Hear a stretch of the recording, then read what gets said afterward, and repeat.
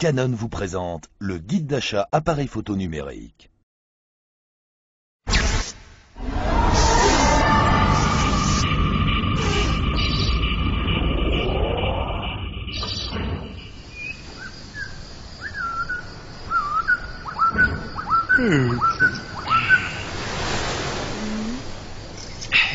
Vous êtes là.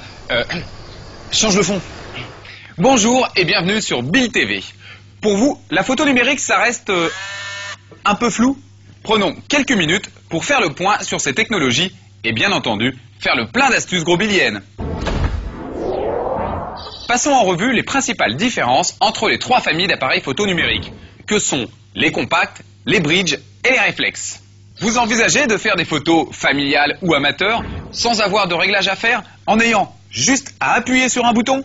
Vous désirez un objet facile à transporter, design et ultra léger? Alors c'est un appareil compact qu'il vous faut. Il vous offrira une qualité d'image très satisfaisante, quelles que soient les conditions lumineuses, notamment grâce à son flash intégré et à plusieurs modes programmés. Portrait, paysage, nuit. Gros Bill vous propose une gamme complète de compacts à partir de 70 €.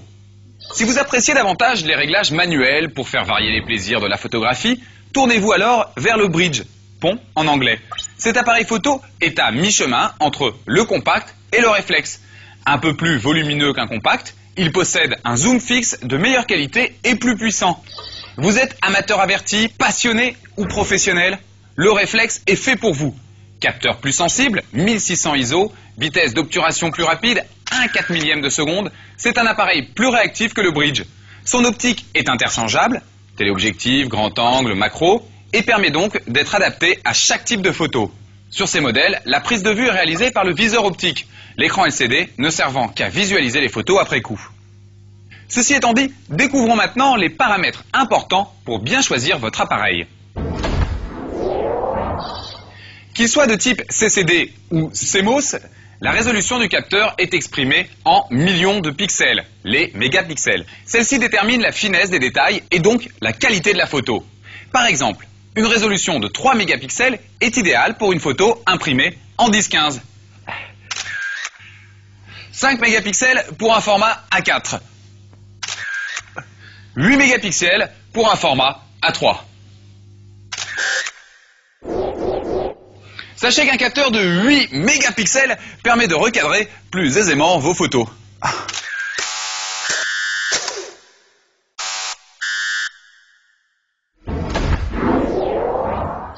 L'objectif, ça vous dit quelque chose? C'est à travers lui que vous fixez l'angle de vue.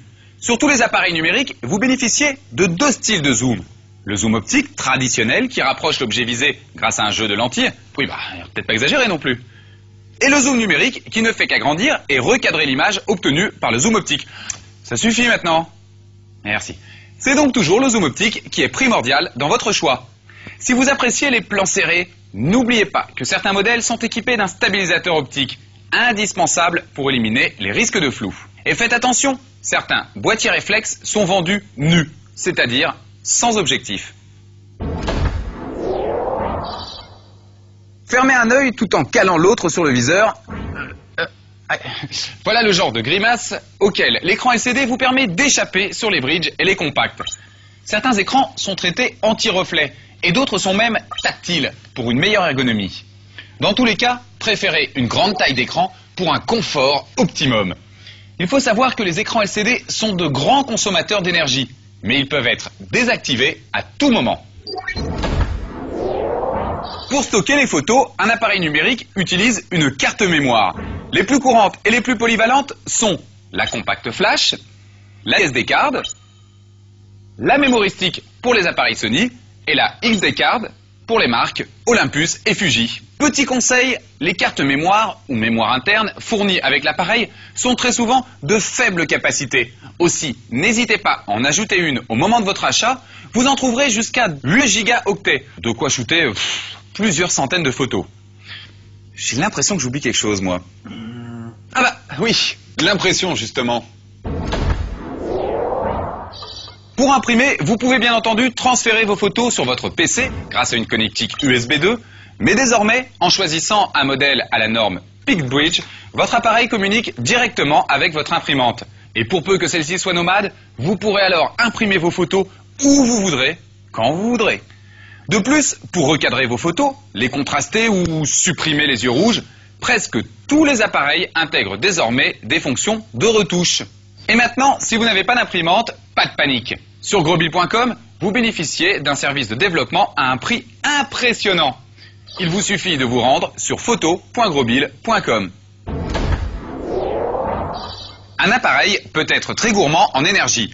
Alors un petit conseil, selon les modèles, privilégiez les jeux de piles AA rechargeables ainsi que les batteries à grande autonomie. Ah, un dernier point. Un appareil numérique, c'est de la haute technologie assez fragile. Alors sac de transport, film anti-rayures pour écran LCD, dragon, etc. ne seront pas de trop pour bien le protéger. Voilà, pour comparer nos différents modèles, visitez les rubriques dédiées du site et rendez-vous dans les magasins Grosbill pour plus de renseignements. Et surtout, n'oubliez pas les bons plans et les promobiles du moment. A très bientôt sur Bill TV. Tu me remets l'écran là avec les palmiers, le sable?